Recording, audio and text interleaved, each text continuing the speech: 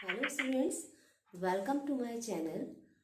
आज के अपने लेक्चर में हम समकालीन शिक्षा के अंतर्गत बौद्ध शिक्षा की बात करेंगे। तो चलिए, सबसे पहले बौद्ध शिक्षा के अंतर्गत जो बौद्ध शिक्षा की विशेषताएं थी उनको हम थोड़ा समझ लेते हैं।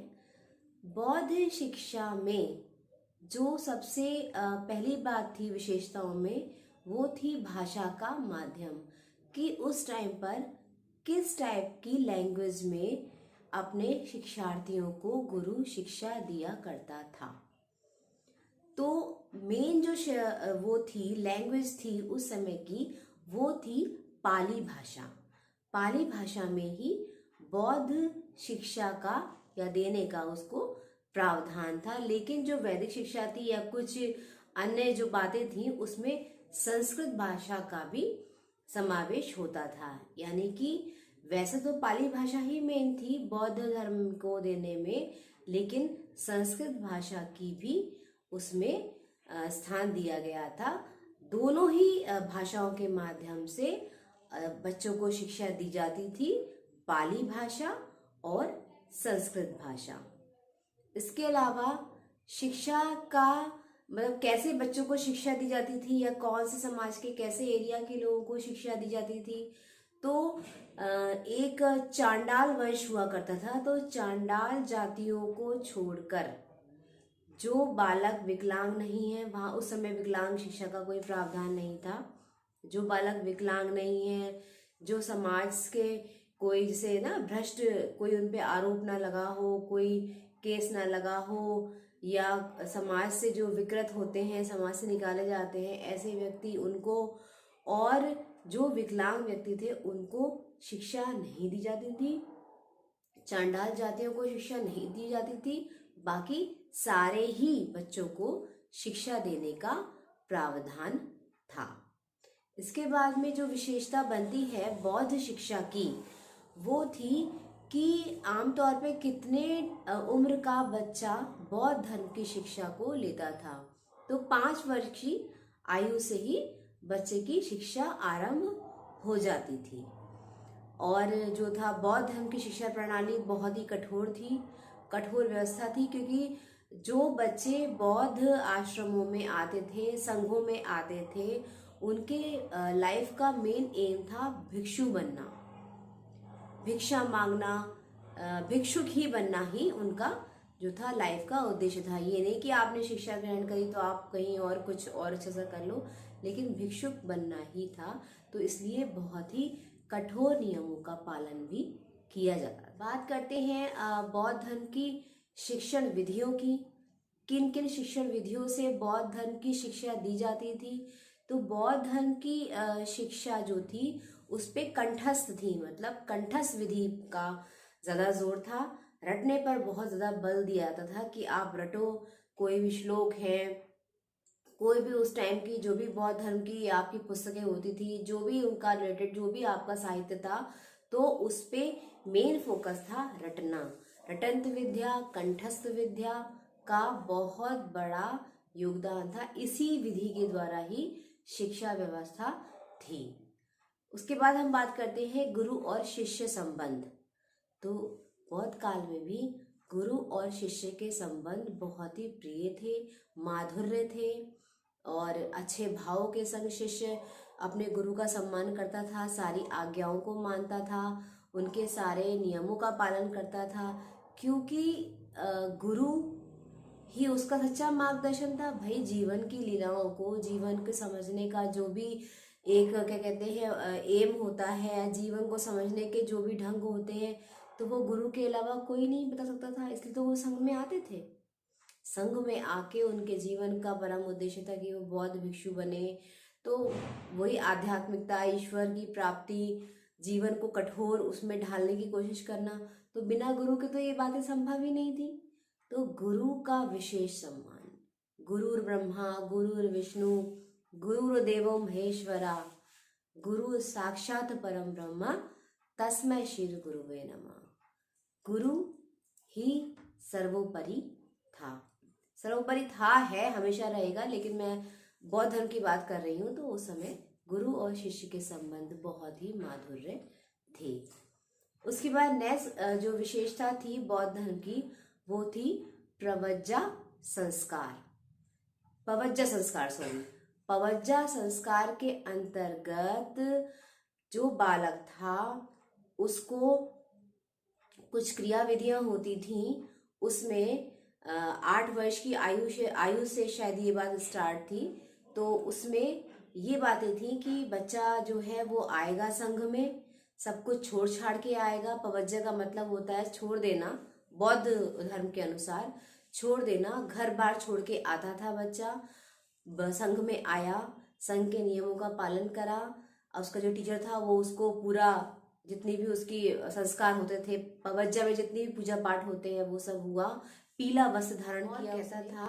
बुद्धम शरणम गच्छामि, धम्मम शरणम गच्छामि, सत्यम शरणम गच्छामि। अपने बालों को मुंडवा के, सर को पूरा मुंडवा के, पीले वस्त्र धारण करके भिक्षा के लिए तैयार होके ये श्लोक जब बोलता था, उसके बाद में उसका पवज्जा संस्कार ये जो था वो शुरू होता था। उसकी जो बौद्धिक शिक्षा है उसका प्रारंभ होता था। उसके बाद में उसको 10 उपदेशों का भी पालन करना था। 10 उपदेशों का भी पालन करना था।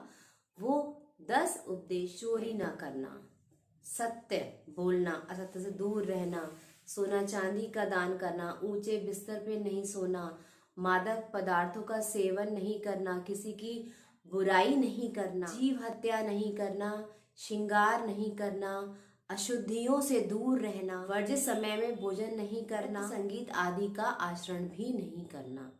तो ये 10 उपदेशों को उसको बालक को दिया था। उसके बाद में उसकी जो बौद्ध शिक्षा थी वो आरंभ होती थी। तो देखिए कितनी कठोरता थी, कितने उपदेश थे। पवज्जा संस्कार में बच्चे का सर मुंडवा देना, पीले वस्त्रों को धारण करवा देना, फिर पूरा श्लोक बोलना कि बुद्धम शरणम गच्छामि, धम्मम शरणम गच्छामि, संघम शरणम गच्छामि। इसके बाद में पूरी प्रक्रिया के बाद में उपदेशों के संग में बच्चे का उसकी शिक्षा आरंभ होती थी, उसका पूरे जीवन की शिक्षा आरंभ होती थी। तो कठिनता, कठोरता, ये सब बातें बहुत ज्यादा थी बौद्धकालीन शिक्षा में। बौद्धकालीन शिक्षा व्यवस्था में एक विशेषता ये भी थी, वो था उपसंपदा संस्कार। बच्चे ने 8 वर्ष की आयु से कंप्लीट एजुकेशन ली, 12 वर्ष तक। उसके बाद 12 वर्ष से 22 वर्ष तक वो संघ में रहा, संघ के नियमों का पालन करा, पूरा सब उसका जितना भी काम होता है उसे संघ का करा, भिक्षुक बन गया। तो वैसे तो अपने घर जा सकता था या बाहर भिक्षुक बन सकता था या जो भी उसकी लाइफ थी वो कर सकता था। लेकिन अगर उसे मठ के अंदर ही रहना था, संघ के अंदर ही रहना था, या वहीं अंदर रह के बौद्ध धर्म का पालन करना था, बौद्ध धर्म की शिक्षा को बढ़ाना था, तो उसको हम उपसंपदा संस्कार कहते हैं। या उस समय भी उपसंपदा संस्कार ही कहा जाता था। उसमें क्या था, जैसे हम लोग के एलिजिबिलिटी टेस्ट नहीं होते कि हमने अपने टेस्ट दिए और उस टेस्ट में अगर पास हुए तो हम उसको उस जिस चीज को हम पा लेते हैं। एक जो इंटरनल मार्क्स हुए, एक्सटर्नल मार्क्स हुए, हमने करे गेन और हम जो है वहीं के वहीं जॉब करने लगे या वहीं के वहीं हमको प्लेसमेंट मिल गया। कुछ इस तरीके से ही उस टाइम की व्यवस्था भी थी। उसमें अगर उपसंपदा संस्कार में आपने आश्रम में रहना है तो कुछ प्रश्नों के उत्तर होते थे, कुछ परीक्षा प्रणाली होती थी। अगर बालक ने उन सब कुछ नियम भी होते थे उनका पालन करा, उन सबको फॉलो करा, जो भी उनकी एग्जाम उनके अकॉर्डिंग होते थे उसको अगर पास आउट किया तो वो संघ के अंदर ही रह के बौद्ध शिक्षा की व्यवस्था में सहायता कर सकता था। यही बौद्धकालीन शिक्षा का उपसंपदा संस्कार था। उपसंपदा संस्कार के अंतर्गत मतलब जब उपसंपदा संस्कार जब बच्चे का होता था तो उसमें भी बहुत ही कठोर नियम थे। बालक जो है वो वृक्ष के नीचे रहेगा, वृक्ष के नीचे उसका बिस्तर बनेगा और ये अपने जो ऐसे होता नहीं है लाइफ के एंजॉय होते हैं कि इंसान घूमने जा रहा है, फिरने जा रहा है, इन सब से दूर रहेगा और मादक चीजों का सेवन नहीं करेगा, साधारण रहेगा, अलौकिक शक्तियों का भी दावा नहीं करेगा। तो उन नियमों का भी पालन करना पड़ता था उपसंपदा संस्कार में। देखिए आप कितना कठोर जीवन, मतलब अभी हम इस बात पे सिर्फ बोल रहे हैं, इस बात पे सिर्फ हम समझ रहे हैं कि बौद्धकालीन शिक्षा क्या थी, लेकिन कितनी कठोरताएं थी। वो कठोरताओं के बाद में बालक अपने जीवन में कितना परिपक्व होता था, इसी बात से आप अंदाज लगा सकते हैं। तो ये तो बात हुई उपसंपदा संस्कार की। इसके बाद में जो नेक्स्ट विशेषता है बौद्ध काल की, वो है व्यवसायिक शिक्षा।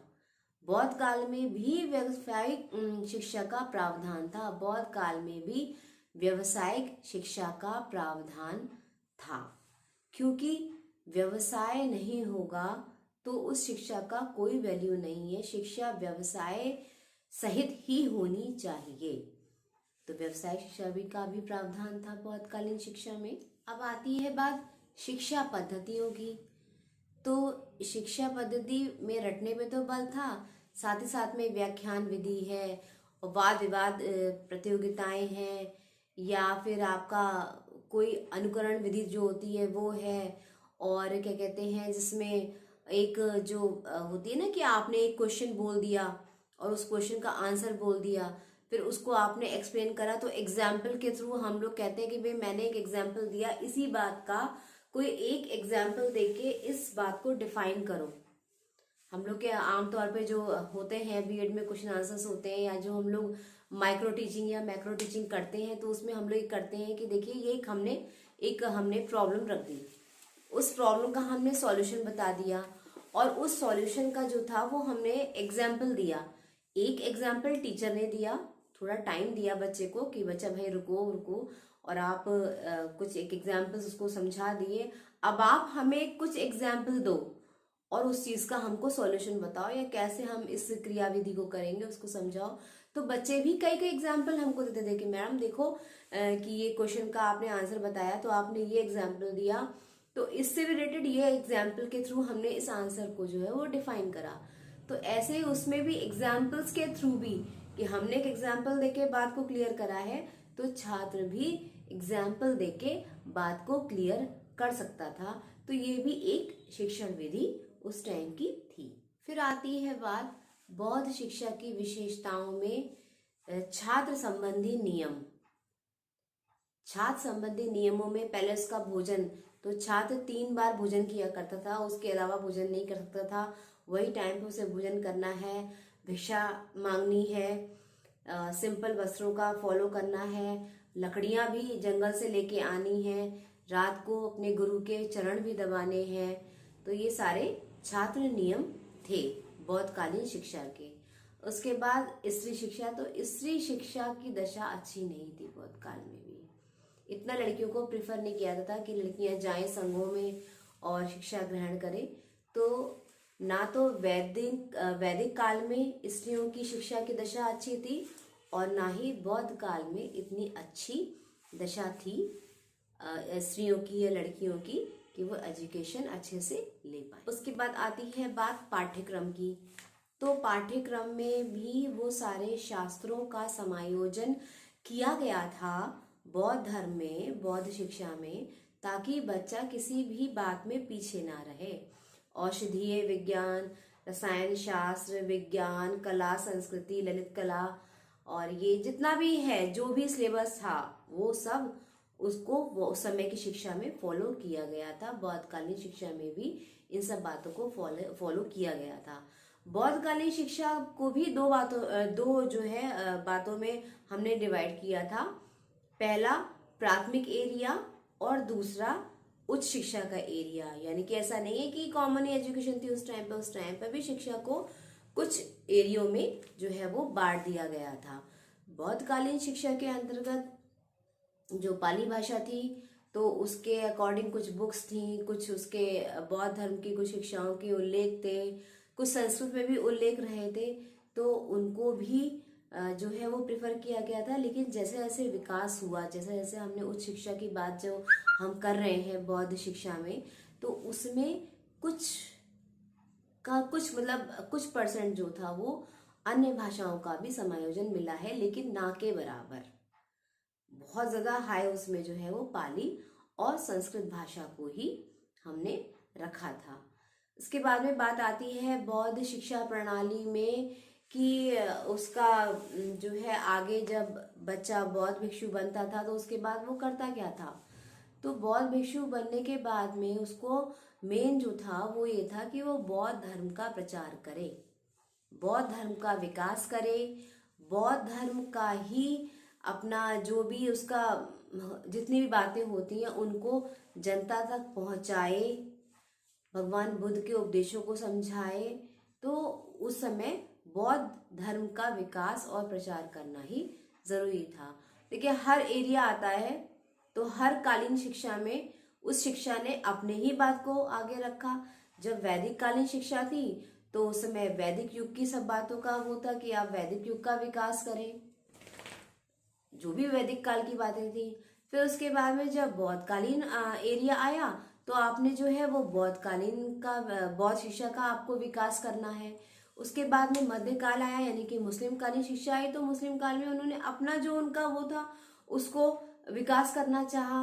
उसके बाद में फिर ब्रिटिश काल आया तो उन लोगों ने अपने अकॉर्डिंग एजुकेशन को ढाला। तो जैसा जैसा काल था, जैसा जैसा टाइम पीरियड था, उस टाइम पीरियड के अकॉर्डिंग ही एजुकेशन की फॉर्म बनती थी। समकालीन शिक्षा में यही सब बातें हैं। और जो बौद्ध काल के अंतर्गत, हाँ ये मानना बहुत जरूरी है कि बौद्ध काल के अंतर्गत कुछ नियम अन्य कालीन शिक्षाओं से कठोर रहे हैं, बहुत ज्यादा कठोर रहे हैं। इतने तो वैदिक काल में भी नहीं थे और ना ही आगे वाले चीजों में थे। जो दंड व्यवस्था थी वो भी बहुत कठोर थी, आश्रम व्यवस्था या संघ व्यवस्था थी वो भी बहुत ही कठोर थी। बहुत कठोरता के संग में एक शिष्य अपनी शिक्षा को प्राप्त करता था। तो ये कुछ आज छोटी सी बात मैंने करी है बौद्ध शिक्षा के बारे में। अपने आगे आने वाली वीडियोस में मैं आपको जो है वो बौद्ध शिक्षा के जो 2 एरिया हैं, यानी प्राथमिक शिक्षा बौद्ध धर्म के अनुसार और हायर एजुकेशन जो बौद्ध धर्म के अनुसार है, उसकी जो भी डिटेल्स हैं वो मैं बताऊंगी। तो मेरे वीडियोस को यूं ही लाइक करिए, सब्सक्राइब करिए, शेयर करिए और मेरे वीडियोस को अच्छे से समझिए। Thank you.